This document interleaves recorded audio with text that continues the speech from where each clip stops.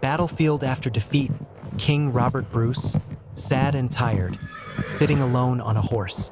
Broken weapons, fallen soldiers, cloudy sky, feeling of sadness. Dark cave in the mountains. King Robert Bruce sits inside, sad, with torn clothes and tired face. He looks hopeless, thinking of his failures. A small spider trying to climb up its web inside the cave. King watches it carefully. The spider slips and falls again and again. The spider climbing again. It falls down but doesn't give up.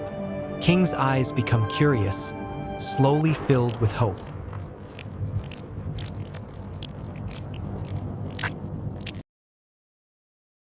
King Robert Bruce stands up in the cave with courage.